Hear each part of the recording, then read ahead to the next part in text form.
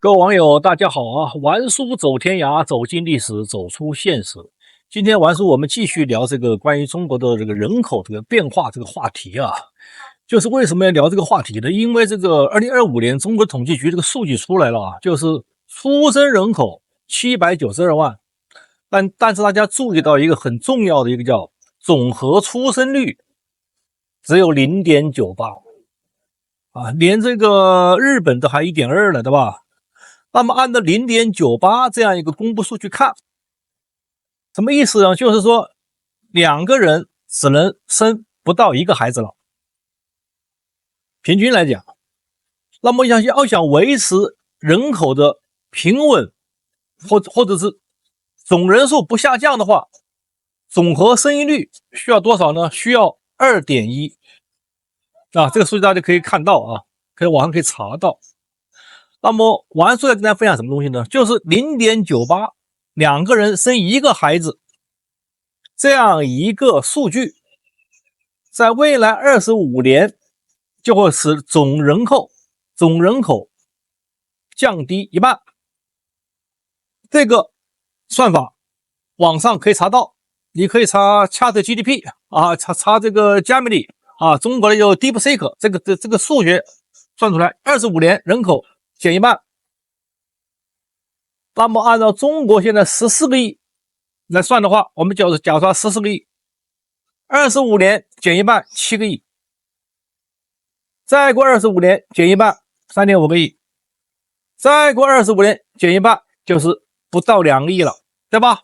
很簡單，也就是說到本世紀末，那麼中國人口不會到2個億。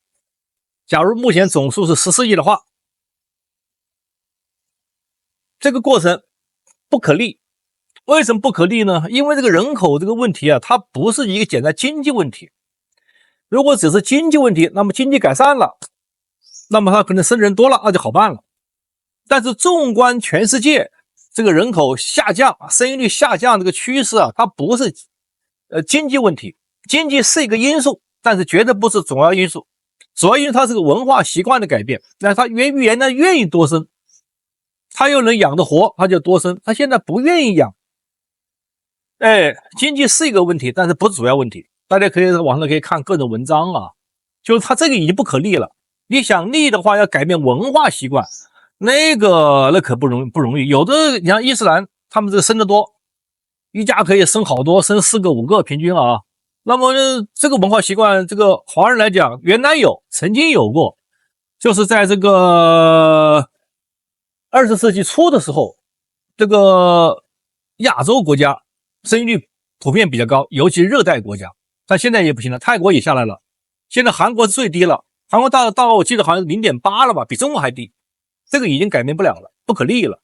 韓國也想改變，所以中國現在出的人口政策，像一個家生2個孩子、3個孩子也沒有用啊。玩書要出主意的話，你是不是把這個一夫一妻制改成一夫多妻制？那也許還有點用，那有錢人他願意多生嘛，他一夫多妻，他可以多生一點啊。窮人他可能就不願意生了，他有的夫妻2個人關係搞不好，他還離婚，是吧？所以這個比較複雜，不展開，就這個已經不可逆了。玩書的論點是，未來中國到本世紀末到底多少人？不到2個億是鐵板釘釘了。那麼按照玩書原來的這個算法，中國人口目前啊不到10個億，這個大家可以看我之前的視頻，我專門論述過這個事情。通過這個用電量，通過手機使用量，通過這個食鹽的使用，幾個指標交叉比對，中國人口不到10個億。這是玩書的這個結論啊，來分享。所以大家對中國統計局的數據呢，不能完全信。大家為什麼呢？大家說句實話，你要信的話，你就傻掉了。你像新冠疫情，中國死多少人？你看它統計局數據，它不會到50人吧？不會到50萬人吧？對吧？開始只有幾千人。你看美國100萬，印度大概也是100萬，全世界加起來是900萬，中國人口只有區的幾十萬，你信嗎？哇，所以呢，有的東西大家要動腦子想啊。中國它是一個這個威權國家，它要這個包裝一下可以理解，好不好？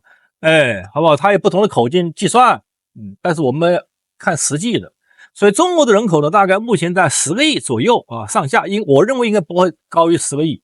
完說還到網上啊，前段時間也看了有個應該是個人口學家啊，國外的啊，大概是美國的吧，在電視台採訪，他談的觀點更驚悚。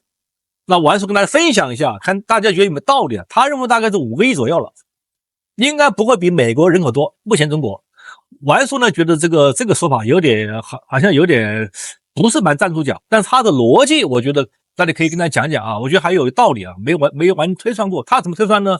他認為中國在就是新中國成立的時候，1950年那個時候是5個億人口，這是大家都知道的5個億人口。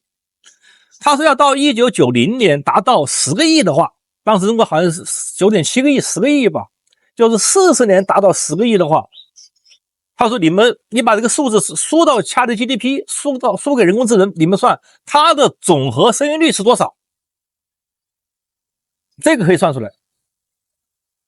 ChatGPT 算出來5到6個人，就是起碼是5，就是從40年時間，從5個億到10個億翻1倍，那麼這個總和生育率需要到5以上，5到6。那麼這個人口學家說了，到中國你看80年代開始搞這個計劃生育了，每家1個孩子，農村生活寬一點有2個，那也是一點幾個吧。是吧？然後還有這個60年代還有一個什麼大饑荒，是吧？那還餓死不少人。那個時候肯定不會多生了，對不對？所以中國的這個平均這個總和生育率，就是這個50年到這個90年，不可能到了5到6，2到3都不錯了，能保住都不錯了，是吧？這是他的觀點，我覺得有他的道理。但是這個觀點呢，要驗證的話呢，就還有一個什麼問題要算的，就是說，就1950年到60年這10年。它可能很高，5到6，也許基數拉高了一下子。那麼60到70呢，可能保持4到5，它又很拉高一下子。這個不排除，這個人口壽命呢會延長一點，所以造成總人口可能會超過5個億。就這個東西要需要大量數據來算了，所以完數現在就沒有這個條件來算啊。所以他說這個5個億呢，或者不到5個億呢，那打個問號啊，我還說要打個問號，那但是是個理論，那就換句話講，如果按照完數的這個保守算法，10個億的話，還有3個25年，每25年砍一半，10個億、5個億、5個億、2.5個億、2.5個億、1.25億，那到本世紀末只有1.25億，不會接近2個億。按照這位這個人口專家的算法來看，5個億，咔嚓一半，2.5再咔嚓一半，1.25，那到那個時候只有不到1個億，5、6千萬人。所以這有目前有這3種的這個算法啊，一個是目前人口14個億，這是國家統計局數據；一個是完說的這個結論是10個億，一個是這個人口專家說的，他是認為中國不到5個億。那麼大家折中一下啊，按照完說的說法10個億。那麼你到那個時候不會超過1個多億，那麼1個多億會帶來什麼樣的變化呢？這是完全跟大家講的啊。首先房子不能炒了，中國的房子過去30年大發展大躍進，房子太多了。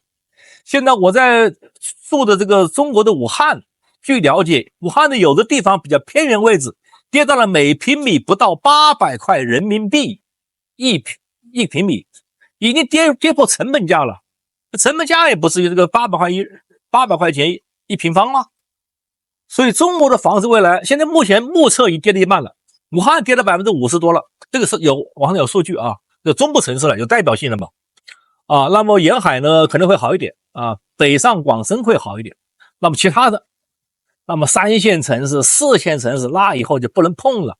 你想想看，中國假如跌到到了本世紀末之後，1個億人口，1個億人口的話，城市一半，農村一半吧，那城市5000萬，那就跟加拿大差不多了，就上10個城市，是吧？一個城市就是有幾百萬人，4、500萬人，其他城市沒有人了。所以2、3線城市根本不能碰，就是1線、2線啊，3線以下不能碰。